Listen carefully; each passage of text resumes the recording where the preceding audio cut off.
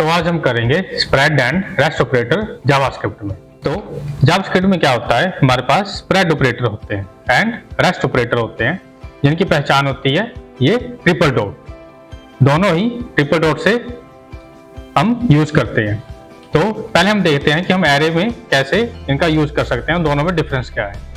तो मैं क्या करता हूँ, एक वेरिएबल लेता हूँ array1 के नाम से, इसके अंदर मैं एक एरे बना लेता हूँ 1 2 3 एंड 4। ओके, एंड इसी के साथ मैं एक और array2 ले लेता हूँ, तो जिसके अंदर मैं वैल्यू रखता हूँ 5 6 7 एंड 8। ओके, अब मैं क्या चाहता हूँ, मैं चाहता हूँ जो array1 के अंदर वैल्यू है और array2 के अंदर वैल्यू है, ये दोनों मेरे को एक साथ चाहिए। तो इट मीन्स कि मेरे को दोनों को जोड़ना है। तो बेसिकली हम क्या करते थे, अगर हमको दोनों को कंबाइन करना है तो हमने लास्ट वीडियो में क्या देखा था, हमने देखा था कि हम उसको कनकैट कर सकते हैं कुछ इस तरह से। तो जब हम इसको कंसोल करवाएंगे तो हमको क्या आउटपुट मिलेगी, हमें आउटपुट मिलेगी कुछ इस तरह से। तो हमारे क्या हुए, हमारे दोनों जो एरे हैं वो एक नए एरे के अंदर कन्वर्ट हो गए। ठीक है, अब यही काम हम करेंगे स्प्रेड ऑपरेटर के साथ। तो बेसिकली हम सेम वेरिएबल के नाम से array3 बनाएंगे और यहां पे मैं करता हूं एक एरे लेता हूं जिसके अंदर मैं ट्रिपल डॉट, साथ में array1, साथ में कॉमा array2 लिखूंगा और इनके आगे दोनों के ट्रिपल डॉट लगा दूंगा। तो ये हमारे स्प्रेड ऑपरेटर है। अब जब मैं इसको कंसोल करूंगा array3 को, तो जब मैं इसको कंसोल करूंगा तो आप देख सकते हो मेरे को सेम रिजल्ट वही मिल रहा है जो मैंने पहले किया था कनकैट के साथ। इट मीन्स कि ये दोनों को मर्ज कर रहा है। अब हमारा जो स्प्रेड ऑपरेटर है वो क्या करता है, वो चीजों को अनपैक करता है। इट मीन्स कि जैसे कि हमारा array1 है, ओके, जो हमारा array1 है वो एक स्क्वायर ब्रैकेट के अंदर रैप है ये। ठीक है, इसके अंदर जो हमारी वैल्यूज हैं वो एक स्क्वायर ब्रैकेट के अंदर रैप की हुई हैं। तो जो हमारे ट्रिपल डॉट है वो क्या करते हैं, ये चीजों को अनरैप करते हैं। फॉर एग्जाम्पल, अगर मैं इन दोनों के वेरिएबल के सामने से मैं स्प्रेड ऑपरेटर को हटा देता हूं तो क्या होगा, तब हमें कुछ रिजल्ट इस तरह से मिलेगा। आप देख सकते हो यहाँ पे कि जब array3 के अंदर मैंने array1 और array2 किया है, तब क्या हुआ, array1 जैसे था वो वैसे एज इट इज यहाँ पे आ गया। उसने इसको अनपैक नहीं किया, इसने क्या किया, वो स्क्वायर ब्रैकेट को भी साथ में यहाँ पे array3 के अंदर ले आया। ठीक है, तो स्प्रेड ऑपरेटर क्या करता है, ये चीजों को अनपैक करता है, चाहे वो एरे हो चाहे वो ऑब्जेक्ट हो। अब इसी के साथ अगर मैं array3 के साथ भी ट्रिपल डॉट लगा दूंगा, अभी के लिए आप देख सकते हो, अगर मैं यहां से इसको हटा दूं, अभी हमारा जो लेटेस्ट रिजल्ट आ रहा है वो कुछ इस तरह से आ रहा है। अब क्या है, जो इसके अंदर वैल्यू है जो कि array1 और array2 की है, वो भी एक एरे के अंदर रैप की गई है। ठीक है, अब मैं चाहता हूं अगर मैं इसको स्प्रेड ऑपरेटर लगा दूं तो क्या होगा, अब देख सकते हो ये भी यहां से अनपैक हो गई हैं। इट मीन्स स्प्रेड ऑपरेटर ने array3 को भी अनपैक कर दिया। इट मीन्स उसने स्क्वायर ब्रैकेट को यहां से हटा दिया है। ठीक है, तो ये था हमारा स्प्रेड ऑपरेटर जो कि एरे के साथ होता है। अब सेम काम हम करेंगे ऑब्जेक्ट के साथ। जैसे मैं एक यहाँ पे ऑब्जेक्ट ले लेता हूं, ऑब्जेक्ट जैसे हमको पता है वो हमेशा की वैल्यू पेयर में चलता है। तो यहाँ पे मैं कुछ ऑब्जेक्ट बना लेता हूं जिसके अंदर कुछ कीज होगी, जैसे a which is equal to 1 and उसके बाद आता है b जो मैंने 2 के इक्वल रखा है, एंड इसके बाद c, एक मैं और ले लेता हूं d 4। ओके, अब इसी के साथ मैं एक ऑब्जेक्ट 2 लेता हूं यहाँ पे। ओके, और यहाँ पे मैं क्या करता हूं, मैं वेरिएबल लेता हूं कुछ इस तरह से 5, साथ में b इस तरह से, और यहाँ पे वैल्यू आएगी 6 एंड यहाँ पे डबल सी, देन इसकी मैं 7 रख देता हूं एंड नेक्स्ट वी हैव 8। तो इसको मैं मूव करता हूं यहां से। ओके, तो हमारे पास यहाँ पे 2 ऑब्जेक्ट है। अब सेम मैं क्या करूंगा, यहाँ पे मैं एक और वेरिएबल लेता हूं ऑब्जेक्ट 3 के नाम से। अब इसके अंदर मैं क्या करूंगा, यहाँ पे मैं सबसे पहले मैं क्या करता हूं, सिंपल स्प्रेड ऑपरेटर लिखता हूं कुछ इस तरह से, ऑब्जेक्ट 1। ओके, तो अब यहाँ पे देख सकते हो कि यहाँ पे मेरे को एरर आएगी, एक्सप्रेशन एक्सपेक्टेड। तो हमको क्या करना पड़ेगा, यहाँ पे मैं यहाँ पे एरे ही लेता हूं एक तरह से, इस तरह से। अब जब मैं इसको ऐसे करूंगा तो अब देखते हैं हमें पास क्या रिजल्ट आता है। मैं यहाँ पे कर देता हूं ऑब्जेक्ट 3 इस तरह से, और जब मैं इसको कंसोल करवाऊंगा तो यहाँ पे क्या आ जाएगा मेरे को, ऑब्जेक्ट 1 इज नॉट एट्रीब्यूएबल। एट्रीब्यूएबल क्या होता है कि जो जिसके ऊपर हम लूप नहीं चला सकते हैं, जैसे कि हमने फॉर लूप और व्हाइल लूप किए थे, तो उसके ऊपर हम लूप नहीं चला सकते हैं। इट मीन्स कि ऑब्जेक्ट के ऊपर हम लूप्स नहीं चला सकते हैं। ठीक है, तो हम इसको कैसे करेंगे, यहाँ पे मैं कर्ली ब्रेसेस लगा दूंगा। ठीक है, कुछ इस तरह से। ठीक है, तो इसको मैं हटा देता हूं, इसको मैं क्लियर कर देता हूं कुछ इस तरह से। तो आप देख सकते हो यहाँ पे क्या आ गया, मेरे पास ऑब्जेक्ट 3 के अंदर ऑब्जेक्ट 1 आ गया। अब इसी के साथ यहाँ पे मैं क्या करता हूं, यहाँ पे मैं ऑब्जेक्ट 2 कर देता हूं, और इसको मैं कैसे करता हूं, सेम स्प्रेड ऑपरेटर के हेल्प से कुछ इस तरह से। तो आप देख सकते हो कि हमारा जो ऑब्जेक्ट 3 है उसके अंदर हमारे पास प्रॉपर्टी आ गई कौन सी, जो कि ऑब्जेक्ट 1 के अंदर भी है एंड ऑब्जेक्ट 2 के अंदर भी है। A which is equal to 1 and B which is equal to 2 and so on. हमारे पास दोनों ऑब्जेक्ट है। अब जैसे कि मैंने पहले एरे में किया था ट्रिपल डॉट लगा के, अब मैं यहाँ पे ऐसे नहीं कर सकता। क्यों? क्योंकि हमारा जो ऑब्जेक्ट होता है वो एक नॉन एट्रीब्यूएबल डाटा टाइप है, उसके ऊपर हम लूप नहीं चला सकते हैं। अगर इस ऑब्जेक्ट की तरह मैं यहाँ पे स्क्वायर ब्रैकेट लिख देता हूं इस तरह से। ओके, तो इसको हम क्लियर करते हैं, तो तब भी ये हमको सेम एरर देगा, क्योंकि हम इसको एरे के अंदर नहीं रख सकते हैं, क्योंकि ये एक ऑब्जेक्ट है। ओके, तो हमको ये एरर देगा ऑब्जेक्ट 1 इज नॉट एट्रीब्यूएबल। तो इसको हमको क्या करना पड़ेगा, एक ऑब्जेक्ट के अंदर ही देना पड़ेगा। तो हमारा जो स्प्रेड ऑपरेटर होता है वो क्या करता है, चीजों को अनपैक करता है। ओके, तो ये था हमारा स्प्रेड ऑपरेटर। ओके, तो इसको मैं कमेंट कर देता हूं। अब हम चलते हैं रेस्ट ऑपरेटर की तरफ। ओके, कुछ इस तरह से। रेस्ट ऑपरेटर करने से पहले हमारे पास एक और कॉन्सेप्ट है, डिस्ट्रक्चरिंग। तो रेस्ट ऑपरेटर को अच्छी तरह जानने के लिए हमको पहले डिस्ट्रक्चरिंग करनी पड़ेगी। उस देखते हैं कि वो कैसे होती है। फॉर एग्जांपल, मेरे पास पहले हम एक एरे ले लेते हैं, एरे 1 है, और जिसके अंदर कुछ एलिमेंट है 3, 6, 9, 12, 15 एंड 18, समथिंग लाइक दैट। अब यहाँ पे मैं क्या करता हूं, मैं यहाँ पे एक एरे लेता हूं जिसके अंदर मैं एक रखता हूं value A, then B, C and D। अब इसको मैं क्या करता हूं, इसको मैं इक्वल टू रखता हूं एरे 1 के। अब जब मैं यहाँ पे कंसोल करवाऊंगा किसको, A को। ओके, अब मैं इसी को यहां से कॉपी कर लेता हूं, इसको 4 बार। ओके, यहां पे मैं रखता हूं B, और यहां पे C, और लास्ट में मैं कर देता हूं इसको D। अब इसको मैं क्लियर करता हूं।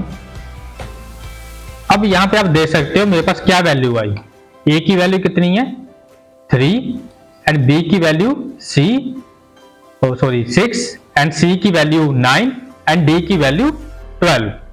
तो आप देख सकते हो यहाँ पे हुआ क्या कि यहाँ पे मैंने बोला, मैंने कॉन्स्ट लिया और एक एरे बनाया, और उस एरे के अंदर मैंने A, B, C, D रखे, और जिसको मैंने इक्वल कर दिया एरे 1 के। अब यहाँ पे क्या हुआ, अब एरे 1 के अंदर हमारे पास वैल्यू है ये। अगर मैं इसको यहाँ से कॉपी करता हूं, मैं यहाँ पे रखता हूं ताकि बेटर अंडरस्टैंडिंग हो हमको। ठीक है, तो मैं इसको सेव करता हूं कुछ इस तरह से। तो भी हमको सेम रिजल्ट मिलेगा। अब यहाँ पे हुआ क्या, अब यहाँ पे जब A ये रिप्रेजेंट करेगा 3 को, क्योंकि इसके पोजीशनिंग क्या है, फर्स्ट है, सबसे पहले ये आ रहा है। और जब मैंने यहाँ पे B रखा तो B इक्वल टू हो गया किसके, 6 के। देन C इक्वल टू हो गया किसके, 9 के। एंड D ये इक्वल हो गया 12 के। तो इसी तरह हमारा ये कॉन्सेप्ट चलेगा। अब लेट्स सपोज अगर मैं यहाँ पे E लिखता और F लिखता तो क्या होता, अगर मैं इसको भी यहाँ पे कंसोल करवाता हूं कुछ इस तरह से, यहाँ पे मैं लिखता हूं E एंड यहाँ पे मैं लिखता हूं F। ओके, कुछ इस तरह से। तो आप देख सकते हो मेरे पास पूरे के पूरे वेरिएबल आ गए यहाँ पे, और मैंने इसको इस तरह से डिस्ट्रक्चर कर दिया। इट मीन्स कि मैंने एक एरे में से वैल्यू उठा ली, उन सभी वैल्यू को अलग अलग वेरिएबल में स्टोर करवा दिया। अब ये होगी हमारी डिस्ट्रक्चरिंग। ओके, अब इसी के साथ हम देखते हैं रेस्ट ऑपरेटर कैसे काम करता है। अब यहाँ पे मैं करता हूं, मैंने डी तक यहाँ पे वेरिएबल ले लिए और ई और एफ को मैंने एलिमिनेट कर दिया। अब इसके बाद मैं क्या करता हूं, यहाँ पे मैं ट्रिपल डॉट लगाता हूं और यहाँ पे मैं लिख देता हूं कोई भी कीवर्ड रेस्ट करके।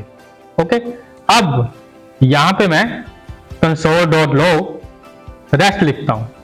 ओके, मैंने इस तरह से लिखा। अब जब मैं इसको कंसोल करवाऊंगा तो अब यहाँ पे देख सकते हो क्या हुआ।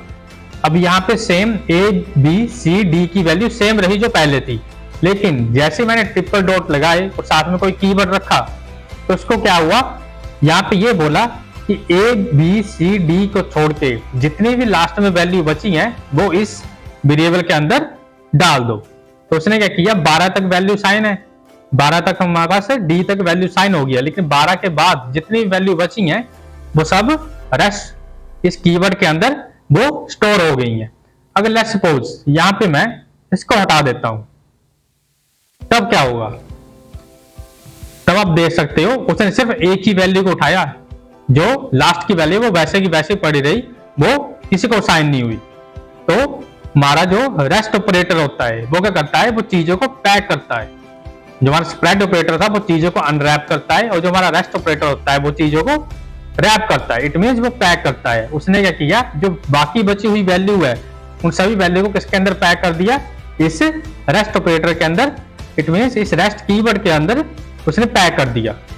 ओके, तो ये था हमारा डिस्ट्रक्चरिंग एंड रेस्ट ऑपरेटर एरे के साथ। अब इसी सेम चीज को हम देखते हैं ऑब्जेक्ट के साथ। सेम वैसे ही काम करती है, बस थोड़ा सा डिफरेंट है एरे के कंपैरिजन। अब यहां पे मैं करता हूं, यहां पे मैं फिर से एक ऑब्जेक्ट ले लेता हूं which is A1 and B 10 C 100 D 200 and then after E 300।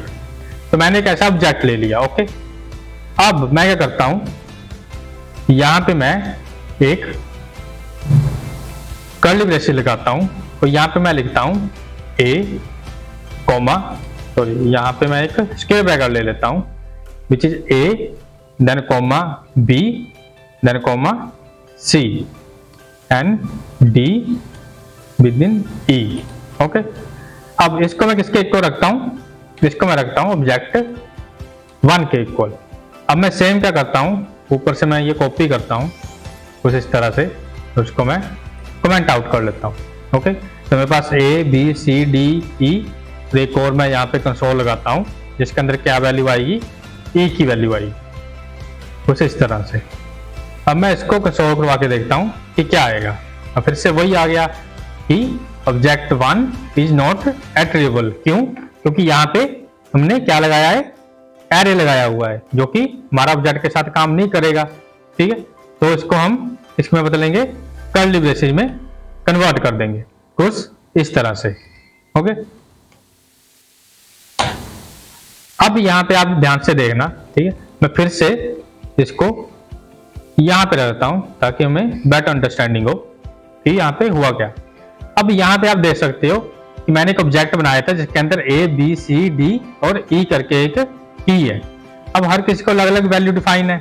अब यहां पे मैंने क्या किया, यहां पे मैंने जब 5 वेरिएबल लिए उसको मैंने कर्ली ब्रेसेस के अंदर रखा और मैंने बोला कि A बी, सी और डी, जैसे मैंने ऊपर एरे के साथ किया था। लेकिन यहाँ पे की डिफरेंस क्या है, अब लेट्स सपोज यहाँ पे मैं सी को लिख देता हूं लास्ट में, ओके। वैसे बाकी मैंने वैसे के वैसे रखे। अब बेसिकली अगर ये एरे होता तो क्या होता कि ये चलते पोजीशन वाइज, इट मींस जो पहले पे है मींस ए की वैल्यू 1 आएगी, बी की वैल्यू 10 और डी की वैल्यू 100 आनी चाहिए, और ई की वैल्यू 200 एंड सी की वैल्यू 300। अगर हम एरे के साथ कंपैरिजन करें तो हम देखते हैं कि इसका क्या रिजल्ट आता है। लेकिन अब रिजल्ट क्या आया, हमारे पास A 1, B 100, C 100, D 200 and E 300। Value में कुछ चेंज नहीं आया, इवन कि हमने यहाँ पे इनकी पोजीशनिंग भी चेंज कर दी। लेकिन अगर सेम काम हम एरे के साथ करते तो ऐसा नहीं होता। क्यों? क्योंकि जो हमारा ऑब्जेक्ट होता है वो की वैल्यू पेयर में चलता है, इसके अंदर हम इंडेक्सिंग नहीं करते हैं जैसे हम एरे के अंदर करते हैं। तो अब तक यहाँ पे क्या कंसेप्ट चला, ये उठाता है कीज को। अब इस ऑब्जेक्ट के अंदर हमारे पास ए नाम की की है, तो इसने क्या किया, ए नाम को अलग सेपरेट एक बना दिया और ए के अंदर वो वैल्यू आएगी जो ए की के अंदर होगी, ओके। और इसी तरह बी नाम की हमारे पास इस ऑब्जेक्ट में है, तो उसने बी नाम की जो भी की के अंदर जो वैल्यू है वो इस बी नाम के वेरिएबल को असाइन कर दी। और इसी के साथ सी, अब हमने सी क्या किया, सी को हमने लास्ट में लिखा, तो इससे ऐसा नहीं होगा कि उसको लास्ट वाली की वैल्यू आएगी, नहीं, सी को वो वैल्यू आएगी जो सी नाम की को साइन होगी। तो इवन कि अगर मैंने सी को लास्ट में लिखा है तो फिर भी ये वैल्यू कौन सी आएगी इसको, जो सी को साइन होगी, वो नहीं जो हमने ई को दी हुई है, ठीक है। अब सेम इसी तरह मैं क्या करता हूं, मैं ए बी सी को यहां पे डिफाइन करता हूं और यहां पे मैं क्या लिखता हूं, सेम वही रेस्ट लिखता हूं, ओके। अब मैंने नीचे कंसोल को चेंज नहीं किया, मैंने वहां पे डी और ई भी रखे हैं। अब देखना यहाँ पे हमको ये आएगी एरर, क्या error I, D is not defined. It means कि डी डिफाइन नहीं किया है हमने, कि डी नाम का कोई वेरिएबल ही नहीं है, ठीक है। तो मैं क्या करता हूं, इसको मैं कट करता हूं console.log और साथ में रेस्ट, ओके।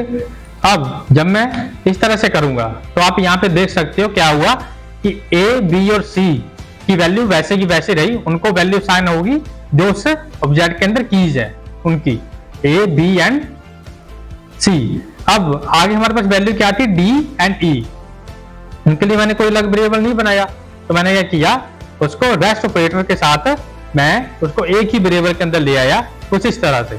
अब इस रेस्ट ऑपरेटर के अंदर हमारे पास क्या है, डी और ई नाम की प्रॉपर्टी है जिसके अंदर वैल्यू है उन पर्टिकुलर उनकी इंडिविजुअल वैल्यू उनकी, ओके। डी 200 और ई 300, ओके। तो ये थी हमारी डी स्ट्रक्चरिंग हमारी एरे में और ऑब्जेक्ट में।